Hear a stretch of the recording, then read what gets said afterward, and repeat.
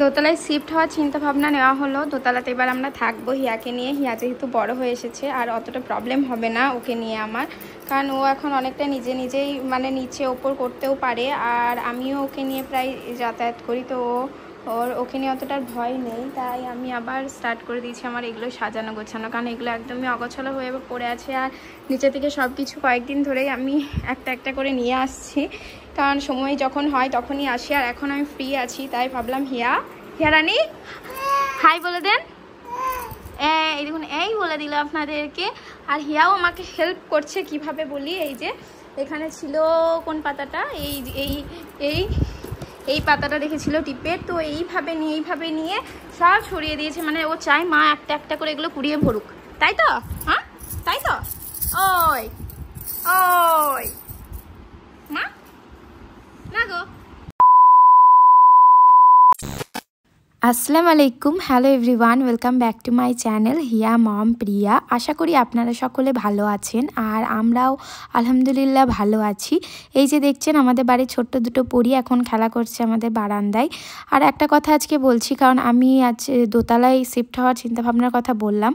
আমি যখন বিয়ে করে আসি, মানে আমার 3 বছর বিয়ে হওয়া হলো, কিন্তু 3 বছর আমাদের বেবি আসে 8 মাস আমাদের বিয়ে হওয়ার পর। তখন থেকে মানে তারপরে ও যখন আমি প্রেগনেন্সির যখন 8 মান্থ 7 মান্থ চলছিল, তখন আমি নিচে ঘরে শিফট হয়েছিলাম। মানে নিচে ঘরে আমি তখন থাকতাম। তো তখন থেকে এখন পর্যন্ত মানে প্রায় 2 থেকে আড়াই বছর আমি নিচেতেই থেকেছি। তো তারপরে এখানে এই প্রথম দিন যে আমি আবার দোতলায় থাকবো, তো সব কিছু জিনিসপত্র আমাকে একে একে তুলতে হচ্ছিল, কারণ 2-2.5 বছরে থাকা মানে বুঝতেই পারছেন আমার সব কিছু ওখানে মানে একটা একটা করে আমি যেভাবে নিয়ে গিয়েছি সেরকমভাবে আমাকে আনতেও হয়েছে। আর এখন আবার বাচ্চা তার সাথে, মানে তার জিনিসপত্র আমাকে নিতে হয়েছে।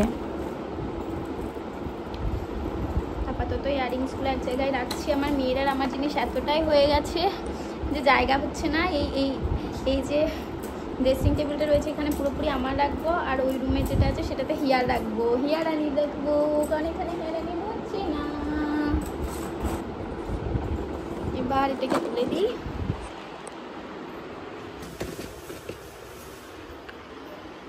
করছে হচ্ছে এইটা সাজগোজ, যেগুলো পুরনো ছিল সেসব জিনিসগুলো এক্সপায়ার হয়ে গেছিলো ডেট, সেগুলো সব এই থলির মধ্যে ভরে দিলাম।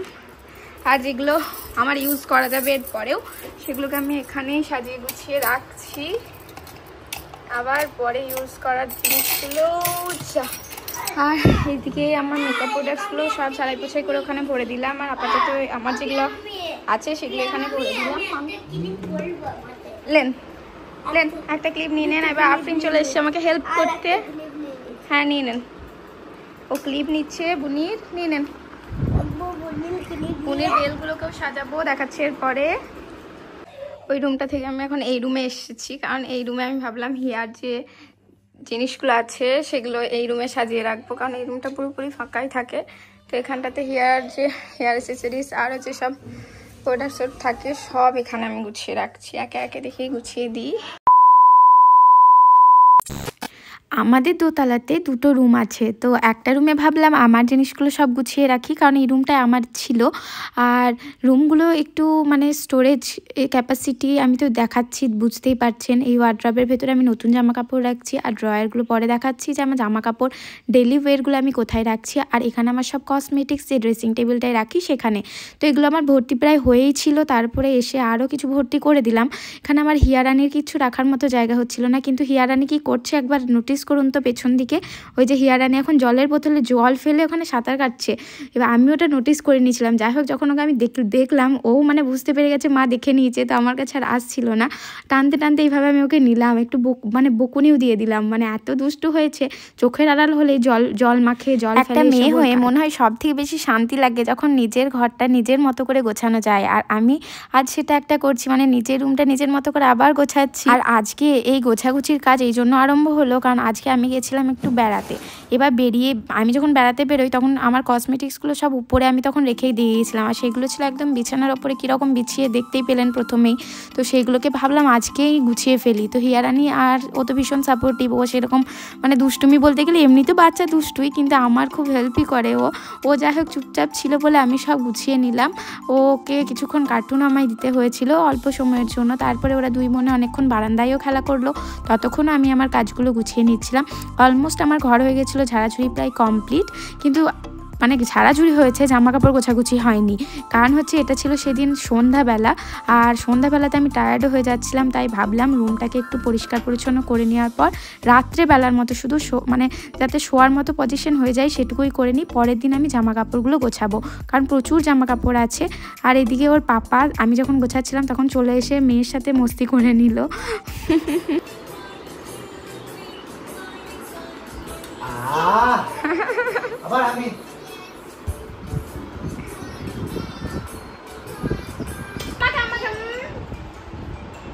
আবার আমি বাদ হিউ আমাকে আমি তো ঘোরাতে নিয়ে এলাম। আবার আমি হিউ আমি হিউ আমি দেন এই পাকা বড়িটা আমায় দিল না, পাপাকে দিল। হয়ে গেছে অনেকটা কাজ, আমি মানে এত ক্লান্ত লাগছে। এদিকে হিয়ারানি আমার কাজ বাড়িয়ে দিয়েছে, জল ফেলে রেখে দিয়েছে, কেন জল খেতে দিয়েছিলাম সেই জল এখানে ফেলে দিয়েছে, আমি ফ্যান চালু করে রেখে দিয়েছি আপাতত এটা শুকিয়ে যাক। আর সন্ধ্যা হয়ে আসছে তো ওকে কিছুক্ষণ টিভি রেখে আমায় রাখতে হয়েছিল, তো এবার টিভিটা অফ করবো, ওকে নিচে নিয়ে যাব, কারণ আমার ঘরগুলো পরিষ্কার পরিচ্ছন্ন অনেকটাই হয়ে গিয়েছে। এবার রাত্রেবেলায় আমরা এখানে ঘুমাবো এবার থেকে।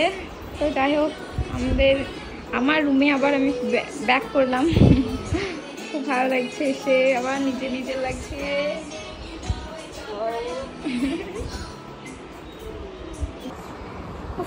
কাজকর্ম সব শেষ হলো, তাই এবার ভাবছি হিয়াকে একটু দুধ বানিয়ে দিই, কারণ ও খাবে। ওকে তখন আমি বেড়াতে গেছিলাম, তাই একটু ভাত খাওয়াতে লেট হয়ে গেছিলো, তো ভাত খাওয়ানো ছিল বলে আমি আর ওকে দিইনি। এবার এখন একটু দুধ বানিয়ে দেবো, তারপরে সে রাত্রে ঘুমানোর আগে একবার পড়ে যেতেন। কি হতো বলুন তো, নিজের হাতে খেতেও কমফোর্ট ফিল করে, মানে আমি কিভাবে খাওয়াবো এটা ওর পছন্দ নয়। যেদিন থেকে মানে 9 মাস বয়স থেকে ও এইভাবে খেতে পছন্দ, আমার হাতে আর নয়। বড় হয়ে গেছে পাকা বুড়িটা, বলি না, বড় অনেক বড় হয়ে গেছে। হিউ হিউ খেয়ে নেন। আর জানলার বাইরের ভিউ, এদিকে পুরো মাঠ আছে, মাঠ আর মাঠ, পাশে একটা বাড়িটায় গ্রিন কালার করা। আর এখানে প্রচুর পাখি এসেছিল, এখনই প্রায় 15-20টা পাখি এসেছিল আর কলকল কলকল করছিল। হিউরানি আর আমি দেখছিলাম। বলুন মনু, একটু জানলাটা খুলে দিলাম, কারণ দোতলায় ভীষণ গরম হয়, তো এখন এসে আমরা চালাইনি, পরে রাত্রেবেলায় ভীষণ গরম করলে তবেই আমরা চালাই, না হলে যতটা সম্ভব মানে কম যতটা পারা যায় চালাই। তো হিয়া এখন এটা খেয়ে নে, তারপর ওকে নিচে নিয়ে যাবো, একটু ঘুরিয়ে আনবো বাইরে, বিকেলে সন্ধ্যা হতে চললো, ও খেয়ে নে, তারপর ওকে নিচে নিয়ে যাওয়া হবে। মনা ঘুমান না, ঠিক আছে, বাইরে যাব, ঠিক আছে মনু। দেখি আপনার মুখটা, দেখি তো, এই ঘুমাবে মনে হচ্ছে পাখিটা আমার। গুড গার্ল টিপ পড়েছে ওর দিদি, ওর যে আফরিন দিদি, সে ওকে ওখানে টিপ পরিয়ে দিয়েছে। আমার কাজ কমপ্লিট হওয়ার সাথে আমি বলেছিলাম আমার মেয়ে তো ভীষণ সাপোর্টিভ, ও গেছিলো ঘুমিয়ে। তারপরে ভাবলাম আর কিছু মানে করি না করিয়ে নিচের জামা কাপড়গুলো সব একে একে উপরে তুলে ফেলি।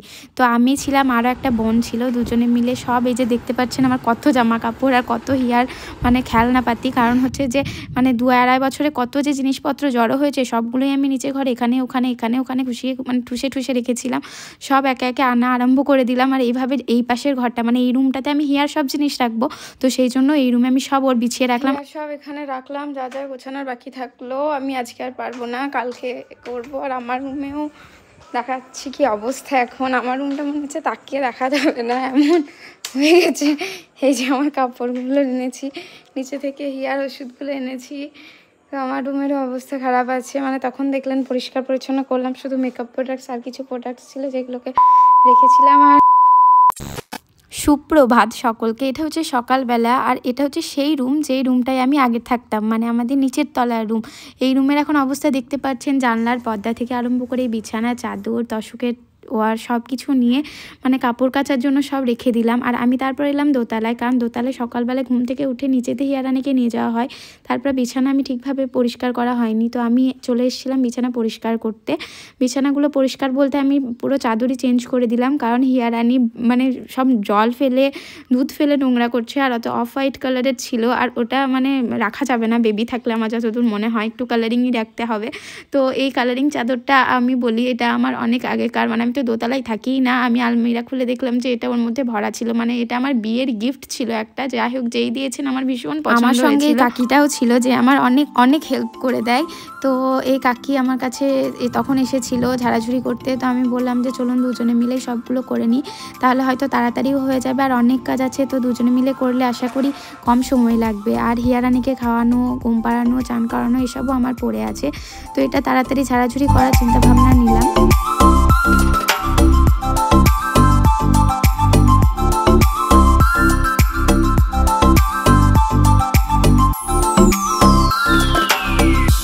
এবার চলে আসি আমার জামা কাপড়ের। আমি বললাম যে আমার ডেলিভারির জামা কাপড়গুলো আমি কোথায় রাখছি পরে দেখাবো। আমার এখানে কোনো মানে আলনা জাতীয় কিছু নেই, এখানে টিভি ইউনিটটা আছে। আর আমি জামা কাপড় মানে বাইরে থেকে দেখা যাক এরকমভাবে রাখতে চাই না, জামা কাপড়গুলো দেখা গেলে আমার কেমন একটা লাগে। তাই সেই জন্য বরাবরই আমি জামা কাপড়গুলো এইভাবে ড্রয়ের মধ্যে ভরে ভরে রাখি। মানে যেহেতু ড্রয়ারগুলো আছে আর সেরকমভাবে ইউজ হয় না, তো এই দুটো ড্রয়ার আছে দু সাইডে, এই দুই সাইডেই আমি ড্রয়ারগুলোর মধ্যে সব জামা কাপড়গুলো মানে যেগুলো আমি পরি সেগুলো সব গুছিয়ে নিলাম। আর যেগুলো আমি অনেক দিন পরিনি বা পরবো না সেগুলো আমি আলাদা করে রেখে দিলাম, কারণ সেগুলো আমার হয়তো আমি অন্য কাজে লাগাই, মানে অন্য কাউকে হয়তো দিয়ে দিই কখনো। তো সেগুলো আমি গুছিয়ে বের করে নিলাম। আর সব গোছাগুছি করার মানে কাকি ছিল বলে সব গোছাগুছি তাড়াতাড়ি আমার হয়ে গেল। যাই হোক এটা করে নেওয়ার পর আমার এখনও মানে অনেক কাজ আছে। আমার দুটো মানে আমার এই রুমে আছে অ্যাটাচ বাথরুম, আর সাইডে আছে আর একটা বাথরুম। তো এই দুটো বাথরুমে ঝুল পড়ে গেছে আর এত নোংরা হয়ে গেছে মানে বলে বোঝানো নেই। তাই আমি ভাবলাম এইগুলোকে ভালো করে পরিষ্কার পরিচ্ছন্ন করে আমি চান টান করে তারপরে হিয়াকে নেব। তো তাড়াতাড়ি কাজটা সামলেই আমি চলে গেলাম বাথরুমগুলো পরিষ্কার করতে।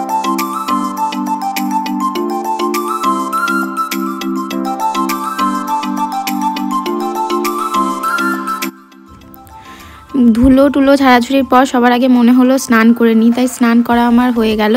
তো আমি চুলটা যেহেতু ধুয়েছিলাম তো হেয়ার ড্রায়ার দিয়ে শুকিয়ে নিলাম। আর আমার বেবি তখনও নিচেতেই ছিল, নিচেতে খেলা করছিল, মাঝে মধ্যে ওকে গিয়ে আমি দেখেও এসেছি।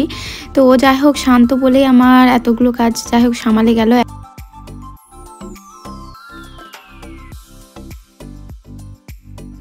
আজকের ওয়েদারটা বেশ সুন্দরই ছিল, খুব রোদ ছিল না, মানে রোদের তাপটা খুব একটা ছিল না, না খুব ঠান্ডা না খুব গরম।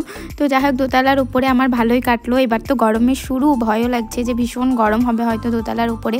যারা দোতলায় থাকে তারা হয়তো বুঝবে এই কষ্টটা, কিন্তু যাই হোক গরম ছিল না। আমি ভাবলাম চান টান হয়ে গেছে, তো এবার আমি একটু হিয়ারানির যে হেয়ার বেল্ট আমি পরেছি মানে খুব পছন্দ করে নিয়েছি, ও কখনো পরতেই চায় না, তো আমার ইচ্ছে হলো একটু পরে নিতে, তো আমি পরে নিলাম, কিছু মনে করবেন না ওটাতে। তারপর আমি ভাবলাম ওর জিনিসপত্রগুলো যা গোছালো হয়ে আছে তাড়াতাড়ি গুছিয়ে ফেলি, তাহলে আমার কাজ কমপ্লিট হয়ে যাবে। আমারটা যেহেতু অলমোস্ট কমপ্লিট হয়ে গিয়েছে। এবার ওই যে এই ড্রেসিং টেবিলটা দেখছেন হিয়ারানিরও প্রায় মানে ভর্তি হয়ে যাচ্ছে, এটা গুছিয়ে নিলাম। আর এখানে ওর জামা কাপড় এই আলমারিগুলো আমার বিয়ের যে বেনারসি, হয়তো কখনো অন্য ভিডিওতে দেখানোর চেষ্টা করবো, আমার বিয়ের বেনারসিগুলো লেহেঙ্গাগুলো আমি এই ওয়ার্ড্রবে রাখি। মানে এখানে আমি যেগুলো কম ইউজ করি সেগুলো রাখি, আর হিয়ারানির কাপড় জামা রাখি। তো এখানে হিয়ারানির কাপড় জামাগুলো ভরে দিয়েছিলাম। তারপরে শীতের যে জামা কাপড়গুলো নিচেতে রাখা ছিল সেগুলোও ভরে দিলাম, আর যেগুলো কসমেটিক্স ছিল ওগুলো ওই ড্রেসিং টেবিলের পেছনে সাজিয়ে দিলাম। ওর সাজানো হয়ে গেল। তারপরে এবার আমি নিচে যাওয়ার সময় চলে এলো। তো এবার আমি ফাইনাল দেখাচ্ছি যে রুমগুলো পরিষ্কার করার পর মানে কতটা নিজের শান্তি প্লাস আমার দেখেও শান্তি।